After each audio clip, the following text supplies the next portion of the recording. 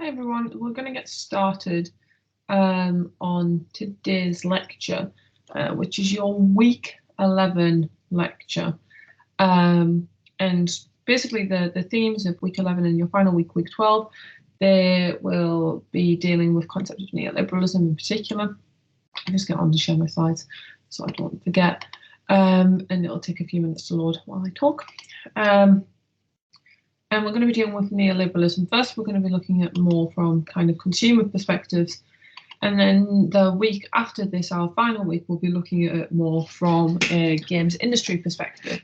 But very much linking back to our themes of communities as we always do. I will get started during your sessions as well. I'll be around because you do have your final assessment. This week in particular, I will, in our session, I'll be there to kind of go through your feedback and if you have any queries, questions. And the week after that, we'll be doing more kind of assessment prep work for your final assessment, which will be happening over basically the Christmas period when there's no teaching time, so you've got plenty of time to focus on it and write. But I am around to help with that as well. But for now, we'll get on with neoliberalism and gaming. So this session in particular, we'll be looking at what neoliberalism means. We'll understand how neoliberalism influences the games industry, and we'll acknowledge how this in turn impacts gamers. We have, of course, been talking about neoliberalism. Sorry, it's a bit dark in here today, the light's a bit all over with this mark. We have been talking about neoliberalism from the very start of the sessions, way back at the start. We're kind of consolidating that knowledge, doing a bit of a 360 loop. And everything was all about, of course, the modernisation of capitalism, how we entered a period of modern capitalism, how that in turn changed sports, esports and gaming culture overall, but how that kind of love of kind of market forces directing the economy then in turn impacts people and also fan communities.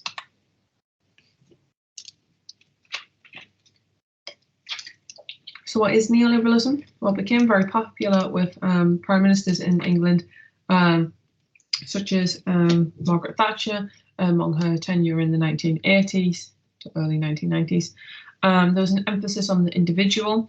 The individual can free themselves, doesn't need structural support, and it's up to how hard you work, again linking to those ideas of meritocracy we looked at a couple of weeks ago. It's how hard you work that will kind of make you pull up and rise into positions of success. Free markets, the economy is dictated by what consumers want and it responds to that. There's competition, there's not a huge amount of regulation. They're deregulated to increase competition and encourage creativities in theory, and that means also limitations on free trade. This in particular kind of drew attention when there was apartheid in South Africa, when companies and governments were boycotting trading in South Africa, while black people were being segregated and oppressed. And Margaret Thatcher resisted calls to join in those trade sanctions because she believed very firmly in policies of free trade, not interfering with business for any kind of reason. It's still the idea, generally free markets is still one of the main drivers of economic practices to this day, and it can be observed across the game industry and games community. It's an idea that the state should be involved in the market generally as little as possible, unless they really, really need rescuing. And even then, for instance, the government won't always help or offer support. For instance, Wilkinson's is a big brand that's just kind of gone under and was not bailed out by the government. Sometimes the government will intervene to bail out the banks, as they have done previously, but it's very much on a case-by-case basis because overwhelmingly we still kind of consign to the idea that government should be involved in the market as little as possible. So, for instance, if a games company in the UK goes under, they're not particularly likely to be saved by the government. They're generally not seen as big or is important enough to the economy, even though they are one of the main driving factors of the economy. We know that the games industry eclipses all over media, but culturally it's still kind of fighting for relevancy. This is an example of kind of the tensions that took over, particularly in the 1980s. So you had unions, which we're going to be looking at over the next couple of weeks, where people will join a union and take collective action to work for better employment rights. And a real ideological clash between Margaret Thatcher, who believed in the individualism and the role of companies, who should be able to set whatever conditions they want for their workforce. And we saw, for instance, one of the ways that Margaret Thatcher wanted to decrease state funding was getting rid of, there used to be free milk and schools for children, particularly important to students who were deprived from deprived families and areas. Very important for their calcium, and that was one of the kind of biggest government cuts that she brought, not just in terms of financial policy, but generated the most headlines. But this was kind of an example of a snapshot moment in British history that kind of changed our ideology of how we talk about companies and workplace employment. Little did we know at this time that this would end up being a kind of solidifying force of the games community and how the games industry would continue to operate, with unionisation in particular being very uncommon in the games industry.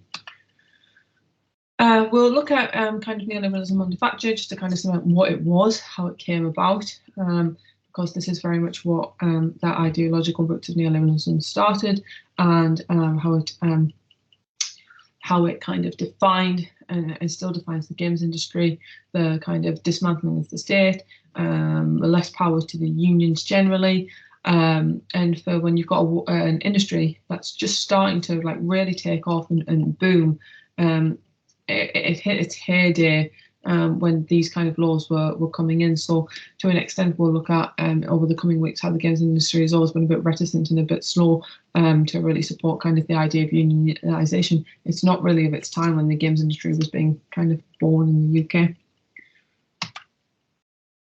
Harvey, in a brief history of neoliberalism, stated that neoliberalism holds that the social goodwill will be maximised by maximising the reach and frequency of market transactions, and it seeks to bring all human action into the domain of the market. So everything that we do, how well and how successful we are in our life and our career, it's by how well we judge the market, how well we hustle in the economy. It's about personal endeavour, commitment, and it's about competitive creativity in the market.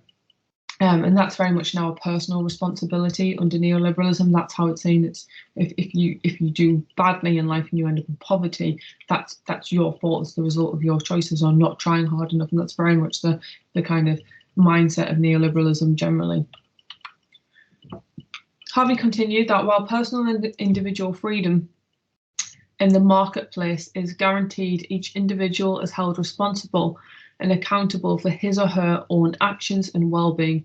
This principle extends into the realms of welfare, education, healthcare, and even pensions. Social security has been privatised in Chile, Slovakia, and proposals exist to do the same in the US. Individual success or failure are interpreted in terms of entrepreneurial virtues or personal failings, such as not investing significantly enough in one's own human capital through education, rather than being attributed to any systematic property, such as the class exclusions usually attributed to capitalism. So what we have there is very much symbolising that shift from kind of structural forces to it's all on you, the individual, your own actions and well-being is very much reflected. And this started to shift with welfare, education, healthcare, so that policies were very much about it's how much you try, how well you try. Welfare started to be encouraging people to find work, with the idea that they weren't trying hard enough to get work, so therefore welfare should be limited. It was seen as not the state's responsibility to finance unemployment, essentially.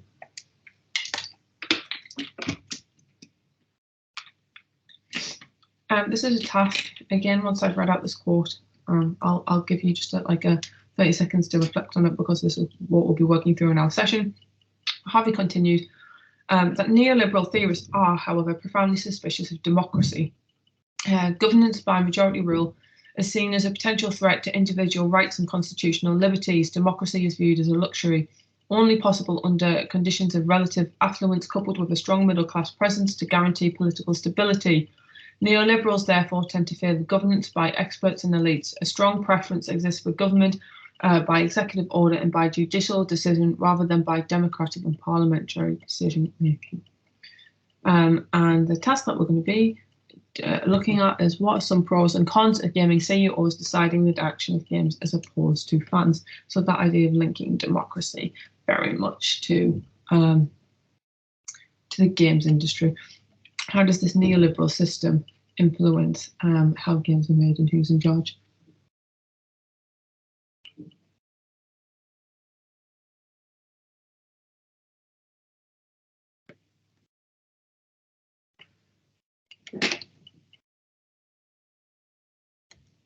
Again, another 30 seconds just to think.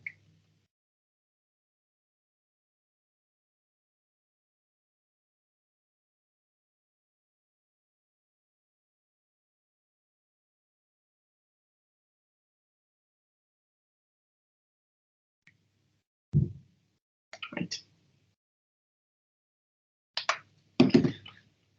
Harvey, again, extensive commentator on neoliberalism, said that neoliberalism's, it's a hard word to say quite a lot, neoliberalism's intense interest in and pursuit of information technologies, leading some to proclaim the emergence of a new kind of information society.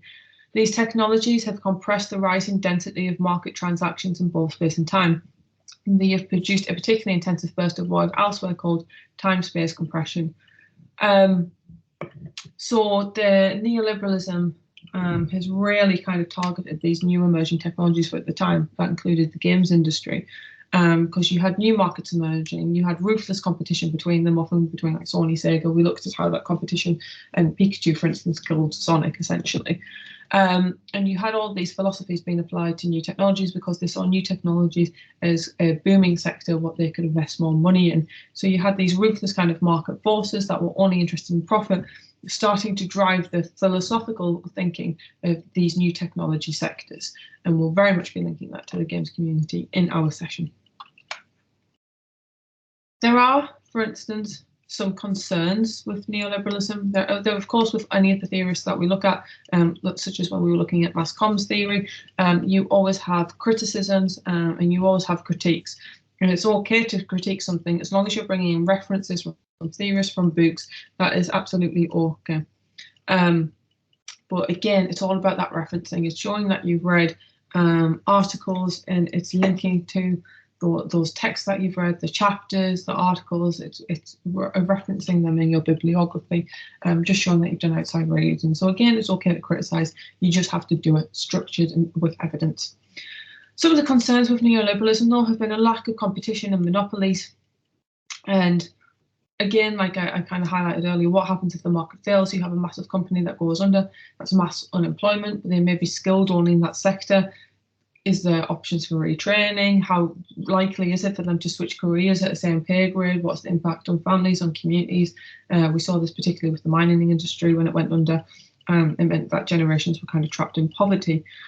And this is a task, I'm going to leave it up for about a minute just for you to look at, because this will be something that we're working on extensively in class, which is to imagine that Sony and Microsoft, the two biggest gaming industry and brands names now, have gone bust. The cost of living crisis means that people can no longer afford games. What are the consequences, and can the industries be saved? Oh, sorry, I will leave it up. I just want to adjust this typo, which I'm sorry it wasn't caught. I'll update this and resave it the second I'm done. So again, I'll give you an extra 30 seconds because I had to adjust that.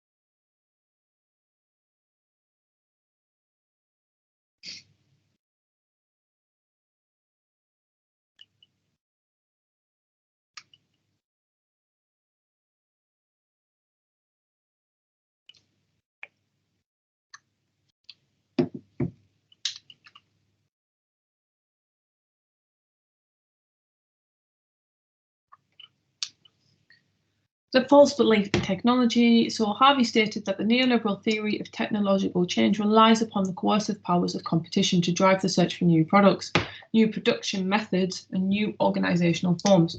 This drive becomes so deeply embedded into entrepreneurial common sense, however, that it becomes a fetish belief that there is a technological fix for each and every problem.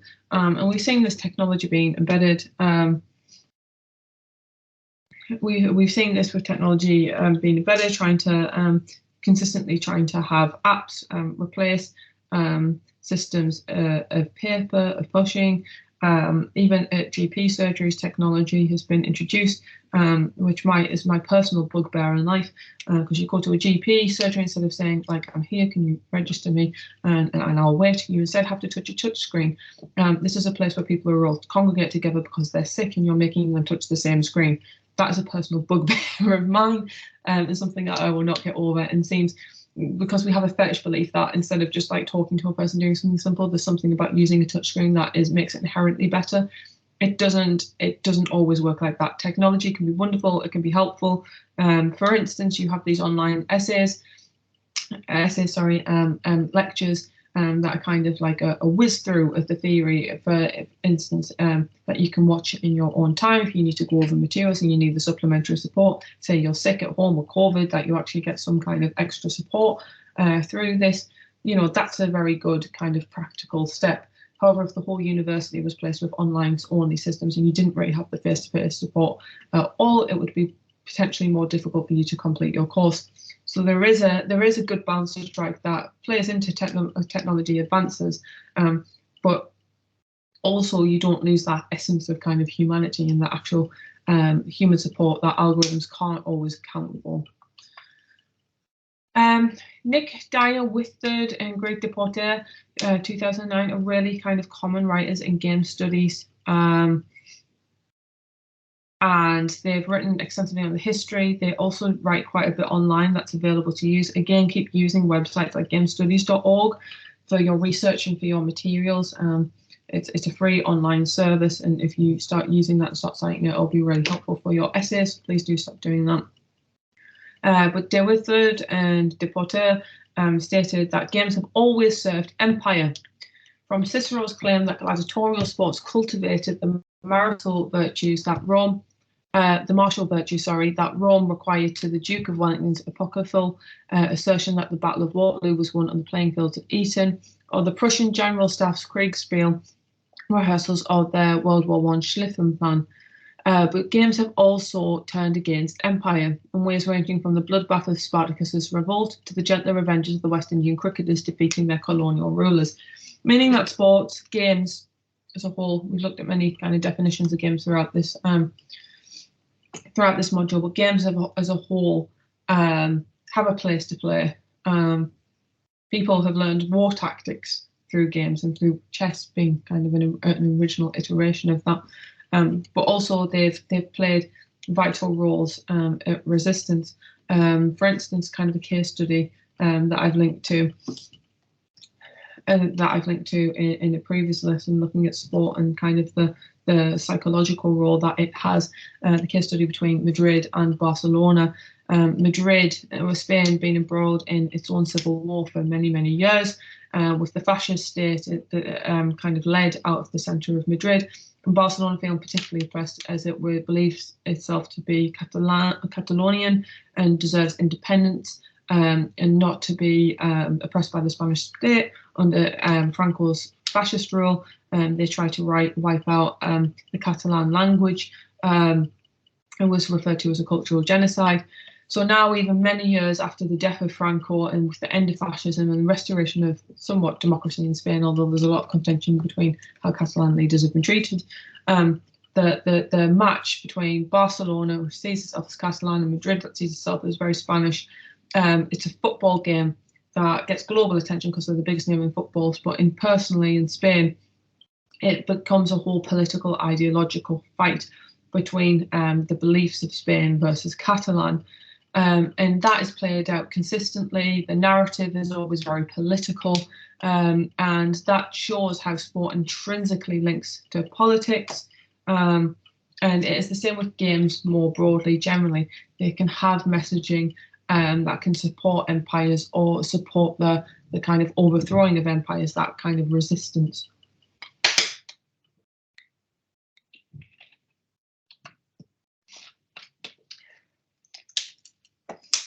we've had a transition over the years as games become more sophisticated, and also new technologies become more sophisticated. So what we've seen as a way for game space not to enforce empire, but to enforce capitalism, the kind of new domain. We have seen, for instance, the conceptualization of the metaverse. You can live a second life entirely online, and it's seen as a solution to the inconvenience of our physical lives somehow being seen as worse or more cumbersome. There are, however, problems in this kind of utopian view that some people, including Facebook, who obviously designed this, or Meta as they're now known as, have tried to push this narrative, but there are problems. The one thing is that people then are forced to live through a double economy. So you pay for instance, haircuts in this physical life. You might have a hair appointment before Christmas. You're expected to then pay to design your avatar's hair and unlock different options in the metaverse. You have to buy yourself clothes in the physical world because it's winter and because you shouldn't walk around naked anyways in polite society. And also it's freezing, so you will catch your death if you do. But you have to buy clothes in the virtual world as well. There's been a poor integration as well. The graphics aren't quite as promising as what they said.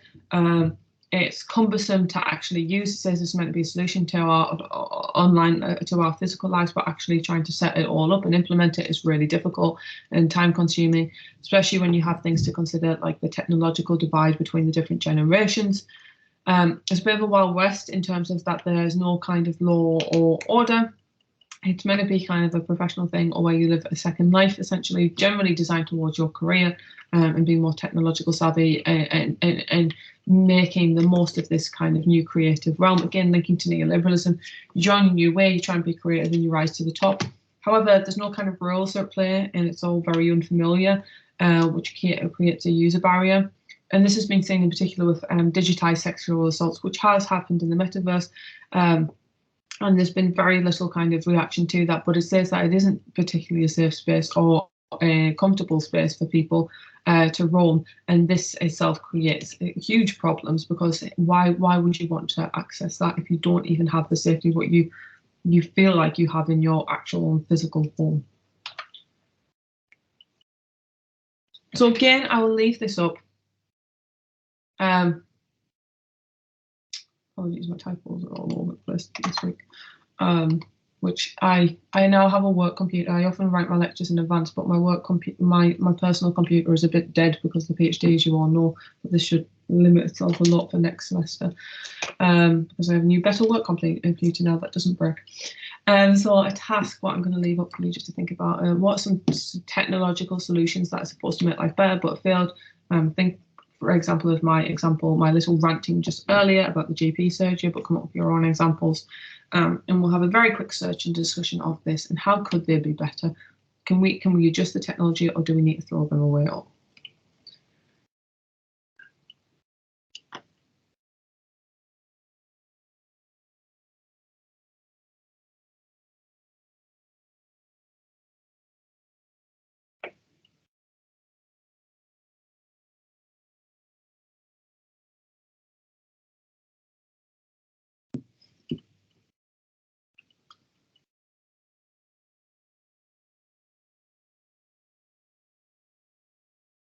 There we go. So what are games? So to go back to our kind of definitions of games and how they link to neoliberalism. You had Huizinga. We've had a lot of definitions, but Huizinga's one is tend to be quoted quite a lot. Such, at least, is the way in which play presents itself to us in the first instance as an intermezzo, an interlude in our daily lives.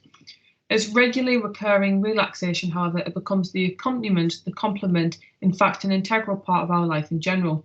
It adorns life, amplifies it, and is to that extent a necessity both for the individual as a life function and society by reason of the meaning it contains, its significance, its expressive value, its spiritual and social associations, in short, as a culture function. Now, all of that is important, but the key bit for me and why I cite this as an example at this stage is that it's supposed to be an interlude. It's between things. It's the start. It's to transition a period from one thing into the next. It might be the break between work. It might be something you do on your lunchtime. It is, however, and that in its own idea is an antithesis to the idea of the metaverse that wants kind of that playful spirit or the gamification of life to be everywhere and to be all things and to absolutely invade every single and permeate every single aspect of our lives.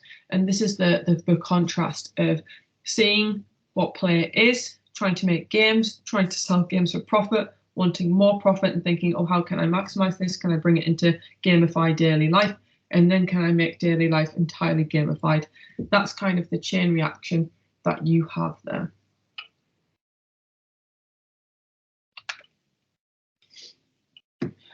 And so you have this brief history of games and how they tackle kind of and relate to modern politics. And so you had the 60s, which we've looked at kind of some of these names before in our history of the games industry towards the beginning of the semester. So in the 1960s, you had William Higginbotham, who was provided with military-funded research at MIT. And Higginbotham, in particular, worked on the Manhattan Project, which involved making the timing switches for the nuclear bombs dropped on Japan.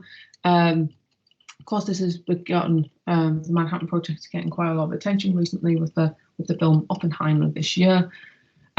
These switches, however, which are quite significant, so they were used to drop nuclear bombs in Japan, which is a really huge moment in history that devastated hundreds of thousands of lives, left millions traumatized, changed the geopolitical landscape, changed the way that we approach war, added a new country anxiety across the world because it was such an intense kind of experience and incident.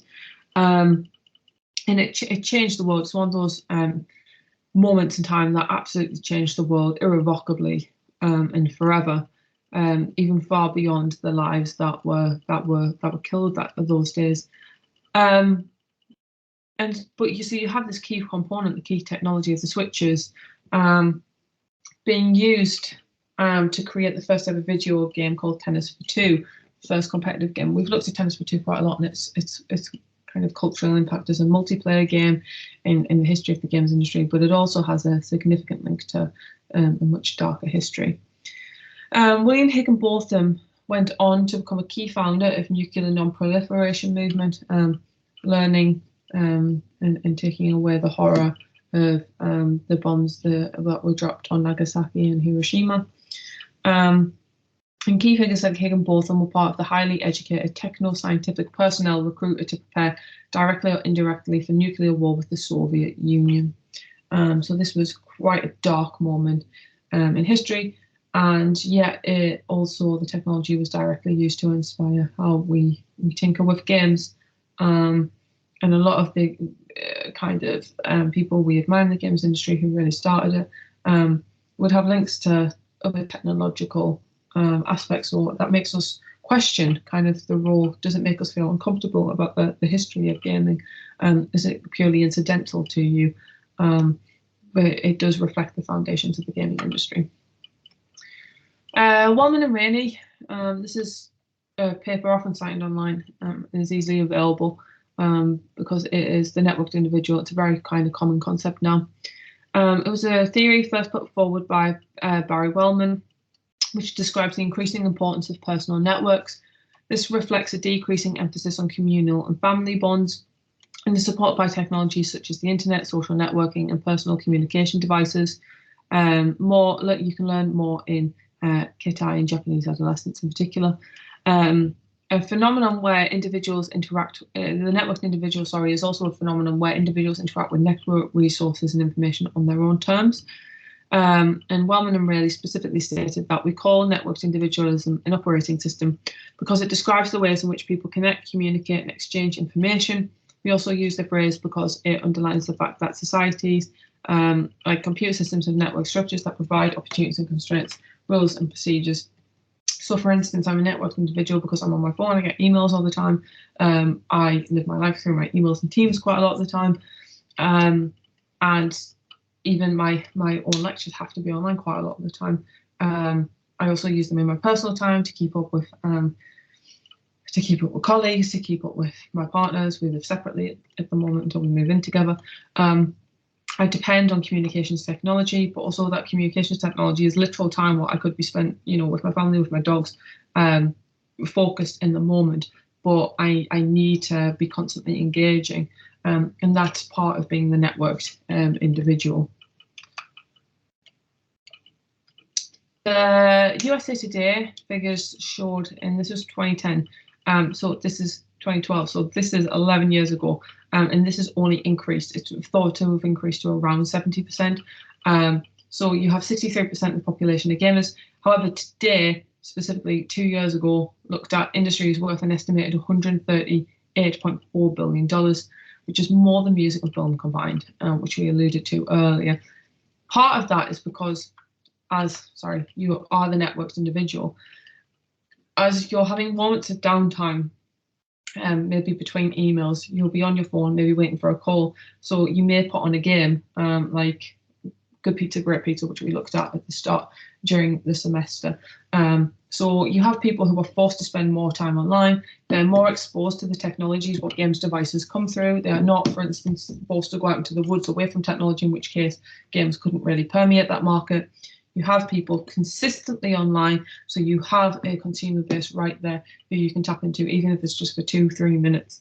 And that's where the games come from. It's not just the video game industry. As we know, with consoles and digital devices, it's also a mobile industry. It's a very flexible and fluid industry.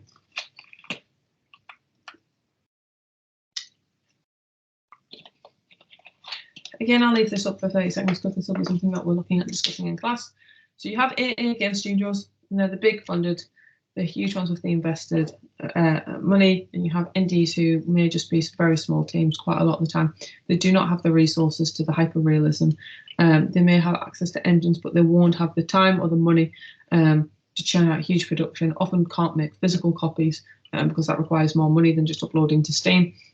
So you have kind of the AA studios at the top and the indies kind of at the bottom of the economic food chain. It's not to disparage indie games because they are very successful and they can be absolutely wonderful tools of culture. But what are the benefits that AA studios face that indies don't have access to? So I want your initial thoughts on this, and then when you feedback, we'll look more at this in depth and how this may reinforce the structural kind of inequalities that AA games already have going for them in comparison to indies. Again, I'll leave this up for 30 seconds.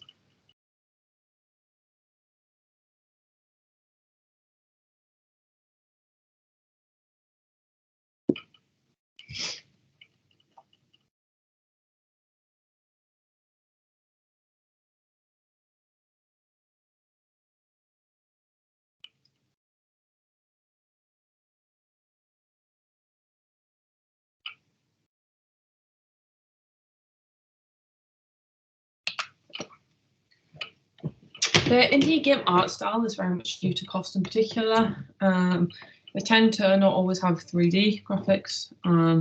They don't generally go for hyper-realism, or generally just be artists. 2D styles are easier to implement and they reduce cost. It's why quite a lot of indie games look similar.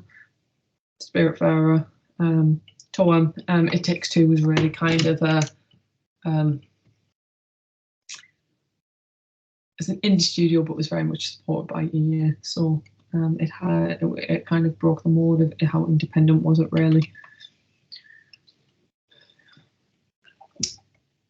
So we're going to be looking at, in particular, you're going to have to do a little case study. One thing that is should be clear from your feedback is that the groups that talked about the theory and then took a case study and really narrowed down on a game in a games community did very well in your assignments. So that's something that you need to get more used to. So I'm going to ask you to check out the developers with the most game award wins. Just go through it year by year. Are there any patterns, and what does this suggest about the industry?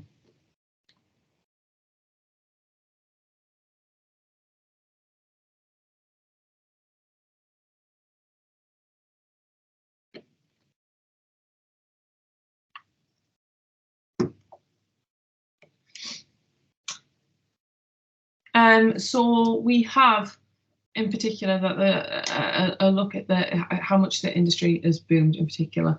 The global video game market size was estimated to be around 217 billion in US dollars in 2022, and expected to grow at a compound annual growth rate of 13.4% from 2023 to 2030. You don't need to remember or know the statistics, it's just to emphasize that's a hell of a lot of growth. The market's expansion is attributed to the ongoing trend of online gaming, the emergence of high bandwidth network connectivity, improving the networked individual and making it more effective, and the continuous demand for 3D games. In addition, an upsurge in the penetration of smartphones has made video games more accessible, portable, and social. This has further driven the industry growth with the emergence of technologically advanced and more powerful smartphones. The market players are also focusing on developing advanced gaming products and services to attract a larger customer base, which is positively influencing the overall industry. And this becomes from the link that we'll be looking at in class together, which you click and that's where you get your reference from. Free-to-play games have really influenced the market, which is generally by mobile gaming, which we've kind of just discussed there, as well as linking to the networked individual needing to be online all the time. Mobile gaming emerged in particular in the mid-2000s and it built heavily on the idea of the free-to-play revenue model. You can play for free, but often some things behind a paywall you have to buy or you have to watch ads to advance to the next level. Game design is carefully crafted to provide a free experience, but a need to pay to compete or win. It's very, very controversial. It's industry rhetoric for people who spend very large amounts of people are called whales.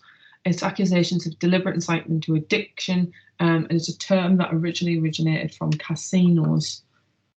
We also have NFTs, which has tried to get into the realm of gaming, but the market spectacularly collapsed.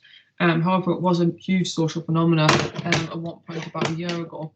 There's very much huge links between NFTs and games, non-fungible tokens in particular. This idea that you buy a unique code and it's yours forever, but it can be implemented in a game. For instance, you may be able to carry across like a specific gun from Mass Effect to a Final Fantasy game. But however, the experiments have proved failures. Ubisoft ditched NFT plans just 4 months after it launched them. And the biggest obstacle to NFTs being implemented in games is the factionalism and exclusivity wars that dominate the market more generally. Loot boxes that we kind of obviously dominate the debates with neoliberalism in video games because it very much is a market force. It's described as a form of gambling, and there are many, many campaigns to ban loot boxes. In particular, EA have gotten a lot of wrath for this. The rewards players randomly for wins. The reward, you can have a win and the reward will be tiny or it'll be quite good. Most likely it'll be tiny. Odds of desirable items are very low, and it is an issue impacting families. It's akin to gambling, but if you pay more, you're more likely to get something that's like more valuable. So it encourages you to keep spending money and keep playing. This leads in-game purchases, though, are known as microtransactions, and this links very much to loot boxes, skins, or powerful items. And it can skew performance and fun in favour of those willing to pay big. So you can get, if you're playing against someone who's getting XP boosts, it's very difficult to kind of match them. And it's generally a hidden cost for games, often if it's a free game in particular, but sometimes they occur in the £70 games that are new on release. It's a hidden cost that you don't expect when you play the game. You expect just to be able to play it and get every feature, but not always. We're going to look at Assassin's Creed Odyssey as a case study, which had a pay for XP model upon launch when it was launched at full price. And this is something that we will be looking at in class. And this is basically how it all adds up for the consumer. The cost of a new console is around $449.99, which is a PS5 at launch, and that data is new, about a week old. Cost of a brand new game is around £70. Not always, it depends. If it's an indie game, it's going to be much cheaper, but generally the top EA games are going to cost £70, the games that everyone wants. Cost of the subscription service per year is £99.99 for PS Plus Extra, and that total initial is £619.98. That's an incredible cost, and that's just for one game. Generally, if you're getting your kid a console, you're buying a console for yourself, you're going to want like a minimum of 3. Generally, as well, for subscription models, the customer is always saying this wrong. because false purchases or issues with online purchases almost never result in a refund. So for instance, if your kid gets your credit card, you're absolutely screwed generally. Digital sales consumers have very few protections. So if you buy something and it consistently breaks, it's very unlikely that you'll get a refund. Autonomy is given to the subscription service over what content can be accessed. So you may pay for a subscription service because you see something cool on there, and the very next month it's taken off in favour of something else. So you have very little control of consumer rights. Neoliberal forces guide the games industry, in particular by the added cost for the individual consumer, benefits to those with greatest financial power, minimal union oversight. Again, we started this at the start of how unions aren't involved. We'll be looking at this in particular next week. And monopoly, so the biggest companies can take the most risk and no one can really challenge their power because the pay disparity is so much. Again, I'll leave this up for 30 seconds. This is a discussion we'll be having in class. What would a more equitable games industry look like? What are some pros and cons of the model that you end up coming up with? For instance, do you have a cap on how much someone can spend, a company can spend on developing a game? Would a government fund in protect indie games under yours? We'll come up with different solutions, and as we're looking at it, you'll have to think of the pros and cons of the model that you kind of get and decide upon.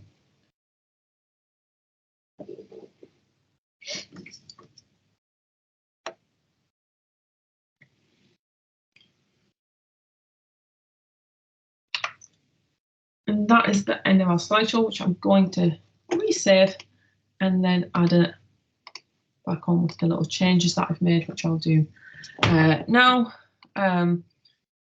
This is going to be quite a kind of task and discussion oriented session, which will be fun, and it's also to get you used to using case studies and bringing them in, because you'll need to bring them in more for your assignments in future. Or at least get used to having examples for different theories and different examples and knowledge of the games industry and how it operates. Thank you very much for listening and watching. I'll sort of Canvas now. If you haven't already seen, I have uploaded all your marks from your first assignment, so please do read the feedback and we'll discuss that in class in our sessions if you want to and if you have any questions about that. Thank you very much. Take care, everyone.